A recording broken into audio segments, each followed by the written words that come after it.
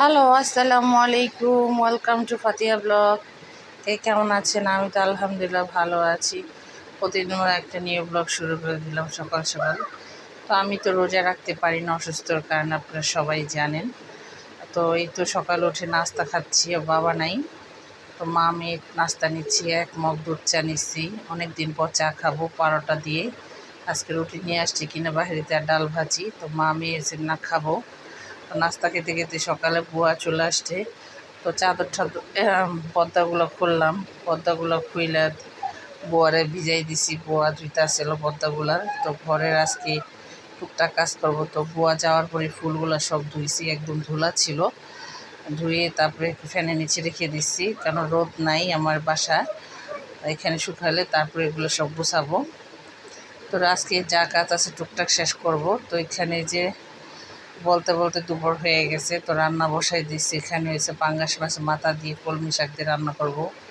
আর pressure কুকারে এসে আম ডাল রান্না করব। সাথে আছে কলমি শাক দিয়ে পাঙ্গাস মাছের, ইলিশ মাছ, পোয়া মাছ সব ধুয়ে রেডি রাখছি। পেঁয়াজ ব্লেন্ডার করব, পেঁয়াজ কুচিয়ে রাখছি। আর ডাল বাগার দিব। তো আজকে আমার ছোটো ভাই দুদিন ধরে ঢাকা তো আছে। আজকে দুদিন ধরে বলতেছে আসবো আসবো, তো আসে না। তারপরে আগাছি, বলে এই আপু আসতেছি। তো আজকে আসবে না, কালকে ইনশাল্লাহ সকালে আসবে। তোর বাবা আগামীকাল চলে যাবে ওনার গ্রামের বাড়ি করে। এবছর আমি শ্বশুর বাড়ি যেতে পারলাম না, খুব আফসোস। কারণ আমি 7 বছরে 2টা ঈদে শ্বশুর বাড়ি করছি, কখনো বাপের বাড়ি করি নেই। তো এই বছরে আমার অসুস্থ কারণে জার্নি করা নিষেধ, এই জন্য আর যাই নেই।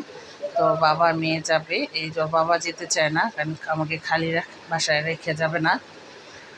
তো ইনশাল্লাহ সুস্থ থাকলে, ভালো থাকলে ইনশাল্লাহ আবার যাবো। আল্লাহ যদি হায়াতে বাঁচায় রাখে ইনশাল্লাহ যাবো শ্বশুরবাড়ি। শ্বশুরবাড়ির কর্তব্য পালন করি আমি ইনশাল্লাহ, সবসময় চেষ্টা করি, বারবার এটা জানি না। তো এই তো বাবা চলে আসছে। তো একটা তরমুজ লয়েছে বড়। আমি চিল্লাচিল্লি করছি, এত বড় তরমুজ আছে কীভাবে, আমি একা মানুষ খেতে পারবো কি না। তো তরমুজটা অত লাল ছিল না। তো এই তো হালকা পাতলা ইফতার দিলাম বাবাকে।